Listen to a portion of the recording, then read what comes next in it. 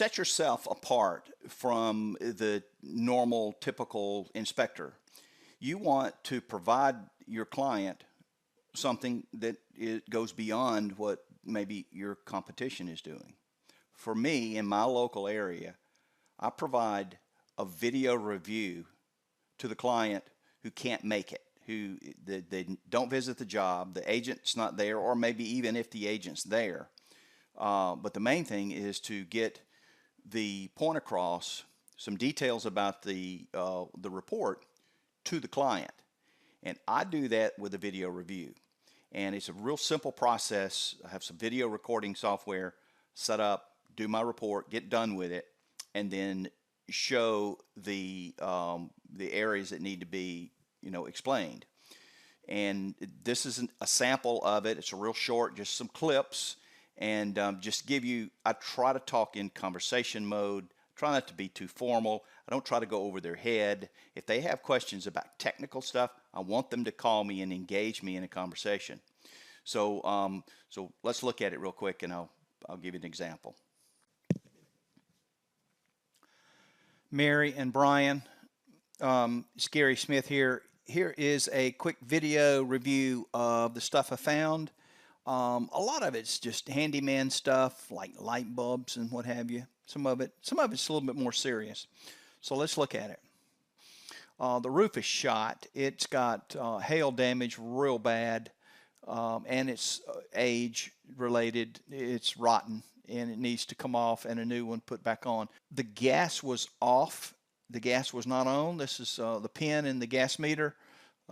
This pin would come out and the gas meter would be turned on. You would have fuel to the house.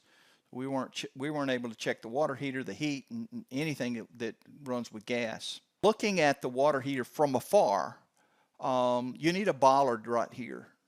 A bollard is that thing that protects someone at Walmart from driving into the store with their car, or that big pipe that stands. Yeah, this looks like a foreclosure. I don't know if it's a foreclosure or not, but nonetheless, if you need me, thank you for the confidence. Appreciate your confidence in me and having me to go out and look at your place. I'm going to sign off, and I'll talk to you soon. Okay, so that's a real short sample of what I do. Now you can impose your own technique and style, and of course you're not going to be talking with the southern, the deep south southern drawl that I have. Nonetheless, you want to come off as genuine as you can, polite and straight to the point, and move through the review, the video review, and try not to expound on anything that's not on the report. That's fairly important. You want to stick to the gun and report on the video exactly what you have in the report. So don't continue to gab on and get too chatty Cathy with it.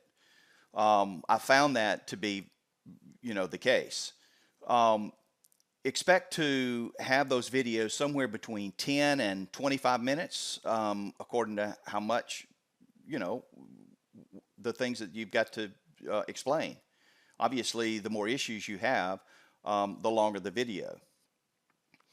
I normally send the video out after a completely separate email as a follow-up email shortly after I send the report.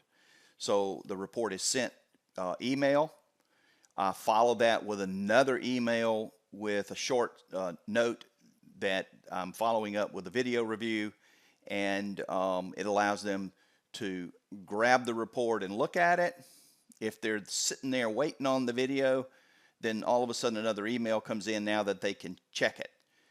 If it's later, they're at work and it's the middle of the day or whatever, they're out of town, they're not checking their email and that kind of thing, that they may see them both at the same time, or even open the video first. That's not really important, but it is important that for me that I send it separately. And the reason I do that is because in the email I can also add some other touch points. and whether that is some other ancillary services that you might provide, and you might want to talk about that at that point to reinforce what you may have said at the intake. So if you're selling them on something, you want to finish up strong at the end and remind them that they got that warranty or whatever it is that, for me, it's home binder.